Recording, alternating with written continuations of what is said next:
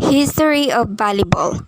Originally known as Mintonet, volleyball was the brainchild of American William G. Morgan, who came up with the idea for the new sport in 1895. As a student of Springfield College of Massachusetts, he had befriended James Naismith, who in 1895 had himself invented basketball. After graduating, Morgan went to become director of physical education at the Young Men's Christian Association or YMCA in Holyoke, Massachusetts.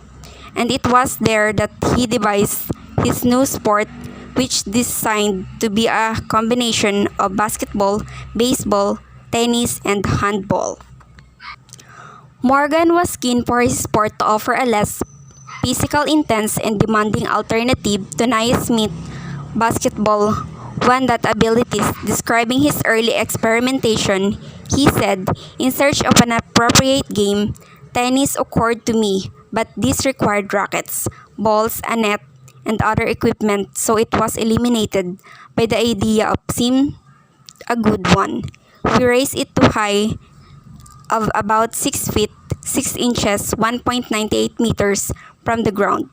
Just above the head of an average man, we needed a ball, and among those we tried was basketball bladder, but this was too light and too slow. We therefore tried the basketball itself, which was too big and too heavy. It was not until 1900 that a special designed ball lighter and smaller we devised, which opened up whole new range and tactical and technical possibilities for the sport. The offensive style of setting and spiking was first showcased in 1916 in the Philippines. Over the years that followed, the rules of the sports were further refined and standardized. In 1916, the scoring system per game was changed from 21 to 15 points, while in 1920, the rule stipulating a maximum of 3 hits per team was instituted. Until the early 1930s, volleyball was for the most part of the game of leisures and recreation, and there were only a few international activities and competitions. There were different rules of the game in the various parts of the world. However, national championships were played in many countries, for instance in Eastern Europe, where the level of play had reached on a remarkable standard. Rules and regulations. Players on a team, 3 on the front row and 3 on the back row. Maximum of 3 hits per side. Player may not hit the ball twice in succession. A block is not considered a hit. Ball may be played off the net during a volley and on a serve. A ball hitting a boundary line is in.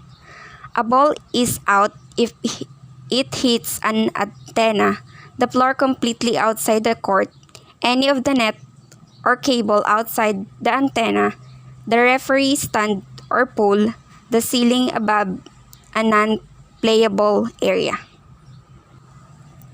It is legal to contact a ball with any part of a player's body. It is illegal to catch, hold, or throw the ball.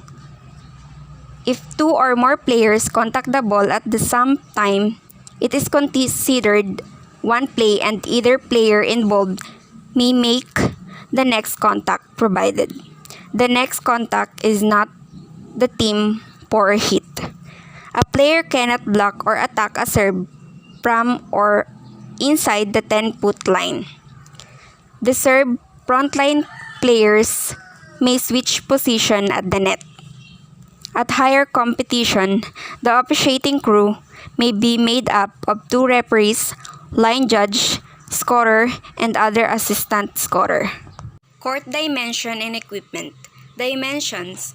The playing court is 18 meter long and 9 meter wide, and is surrounded by pre-zone 3 meter wide on all sides.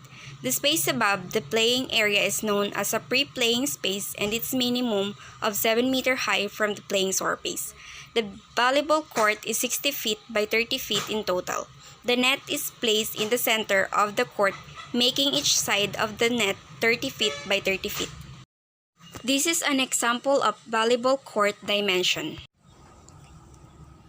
Solid ball. Contrary to popular belief, not all volleyballs are the same.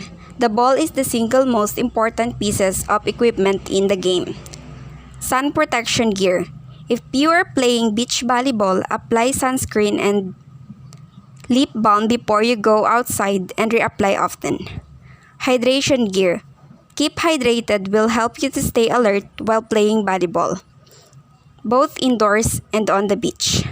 Ankle braces. Ankle sprain occur often in volleyball due to the frequent action near the net with many players in a small spaces at one time. Knee pads. Knee pads are commonly worn by indoor volleyball players to protect the knee from the impact of floor when diving for a ball or going down onto knee when passing a ball. Socks. Due to the repetitive motion required on the volleyball court, blisters are common, but you can avoid blisters by both choosing the correct socks. Runners' court shoes. Any indoor athletic shoe is adequate for the beginner volleyball player. However, the use of runners versus court shoes can lead to more ankle sprain due to the higher heels height made for shock absorption in the runner. Volleyball officials that make up the officiating crew are first referee, second referee, scorekeeper, assistant scorer, and line judges. The first referee is in charge from the beginning of the match until the end and has authority over all other members of officiating crew. The game played by two teams, usually 6 players on the side, in which the players use their hands to bat a ball back and forth over a high net, trying to make the ball touch the court within the opponent's playing area before it can be returned. To prevent this, a player on the opposing team bats the ball up and forward a teammate. Before it touches the court surface, the teammate may then volley and back across the net or bat it to a third teammate, who volleys it across the net. A teammate is allowed only 3 touches of the ball before it must be returned over the net.